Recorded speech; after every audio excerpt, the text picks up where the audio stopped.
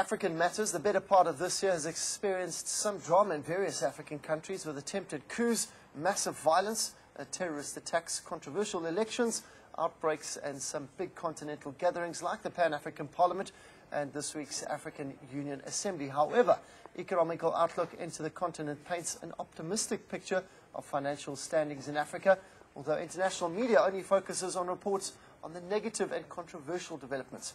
Now, such findings by International Media Monitoring Company have been included in the discussions in the one-week-long AU meeting underway in Sandton. To unpack this report is the Chief Executive Officer of this international company, Media Tenor's Roland Schatz. Roland, good morning to you. Appreciate your time. Looking at this, you've published this African Growth Report. Just tell us, give us a little bit of an overview about it. Well, we are doing this now for the 7th year in a row. We started with Mr. Kofi Annan years ago because he was under the impression that Africa is not really good in selling their success. And if we look into the results, unfortunately, there's no improvement. It's rather going down the drain. If we look at the headlines from last year, it was Ebola, it was murder, other topics. When we look into your news, it's the same story selection. And maybe that's the right timing now to change the narrative. I think Africa is ripe to stand up and explain to the world, yes, we have problems, but other parts of the world have their problems as well. But we have a lot of success stories and they need to be told. Roland, let's talk about the perception that Africa has internationally. How does international countries see us? Well, there are two parts. You have companies like the Vietnamese telco Viettel, who obviously are in love with Africa because they are now investing in the 5th country in Africa, and not small money but big money, and changing the market there for the telecom industry.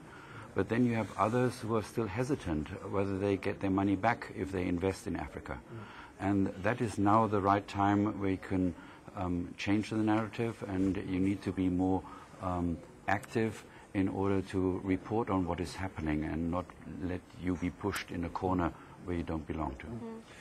In this book, one of your writings was changing the African narrative. Xenophobia is not part of the Rainbow Nation's DNA, which I find fascinating because in most part the media are to blame in many respects. Because I don't think we're a xenophobic nation. I don't think we have poor relations with other African countries. Yet, during those 2 weeks, during those xenophobic attacks, we painted the worst picture of ourselves that could ever have been painted. It's that kind of damage that you're saying is setting us back. Exactly. I was yesterday in a radio show, and one of the callers said, well, it's great that there's one positive story, but I can tell you 5 which are not positive. And my response was, don't try to be more German than the Germans are. I'm a German, and we are really good in criticizing ourselves.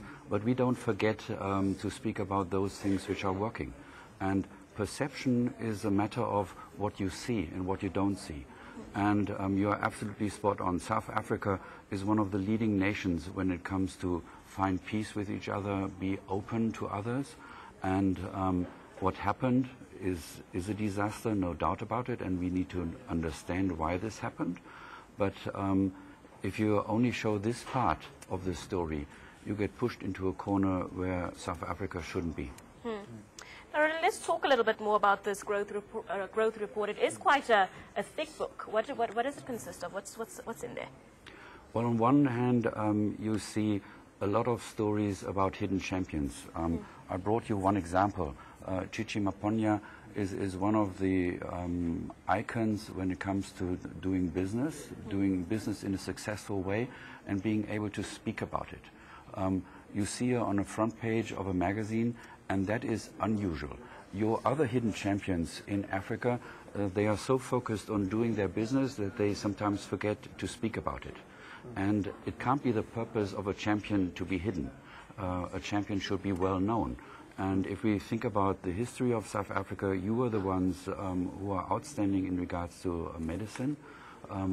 Hardly anybody knows that the major hospitals in Switzerland are owned by South African companies. Why are you not sharing this? Because it shows expertise. The whole field of X-ray business, that's a driven business by South Africans. Nobody knows about it. And if you don't speak up, if you don't let investors know what you are good at, they don't get attracted.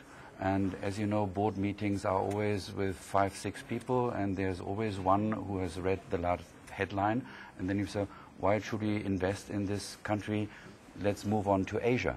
And that is your competitive part. You know, if you don't change the narrative, Asia will take over. But I guess, Roland, it's a catch-22 situation. Media is all about numbers, and unfortunately, bad news sells. And that's just the fact of life. It's not a South African phenomenon. It happens in Europe. It happens in the United States. How do we get past that? How do we get past that mindset that bad news sells, and the only reason why you're going to watch the TV is to see bad news?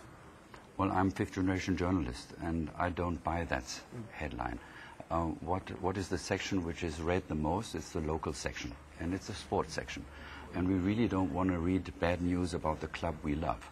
Even if we lose, then it was the referee or it was something. But, you know, we want not good news, but we want constructive news. And those media who are changing in this direction, they are the ones who are actually winning audience and making more money. But you are right, it takes two to tango. And if those who are not offering numbers, trends, fascinating data and insights, if they are not willing to stand up and share these with you, then it gets difficult. And that is why I think now is the right time. Nelson Mandela was the person who had it in his genes. You know, he had no money, he came back from Robben Islands and he got the headlines the country needed. But now, 20 years later, we need the little Nelson Mandelas. You know, and my impression is you wait for the next one.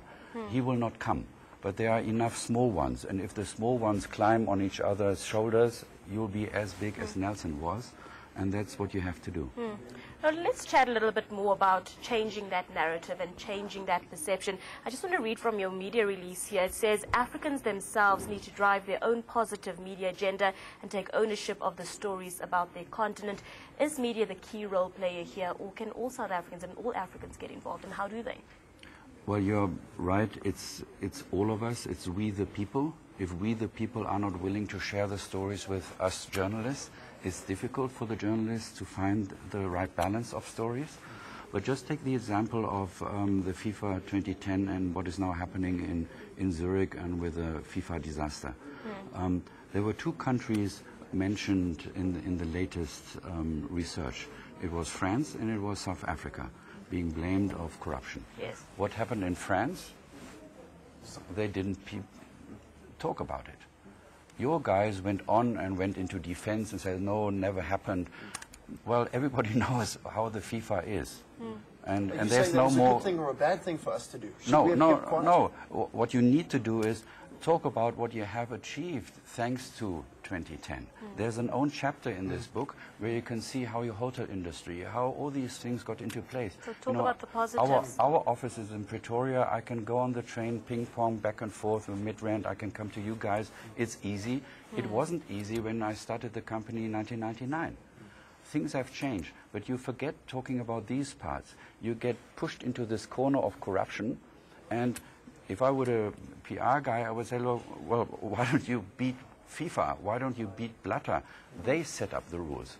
And if you are in the position that you can think about, what can I do in order to please my people, to make them happy, to show them, yes, we can do such an event like that? And if then in Zurich the rules are done in a way as we all know that they are done, then punish those who did things wrong, but don't let others take away the joy and the pride you deserve because of 2010. Definitely. Right, we're almost out of time. Where can people get a copy of this, or is it online that somewhere people can read it? You can download a lot on www.mediatenor.com. You can get in contact with our office and ask for a free copy. Easy. This is fantastic. I mean, Abigail actually hosts a show called Face in the Crowd. It's about someone, the young people who are coming up and doing good things as well. This is what we need. And you're right. I mean, the whole FIFA debacle, we haven't focused on the good. I rented my house out during the FIFA World Cup Yes. and earned myself some money. It was brilliant. It was amazing. and talk with the Vietnamese. You know, why are they investing so heavily? And they are a really good alternative to China. Yeah. Listen, we are out of time. This is fantastic. It's finally some good news. It's what we need. We're chatting to Roland Schatz. He's from Media Tenor. It's a report out just on the Africa Growth Report 2015.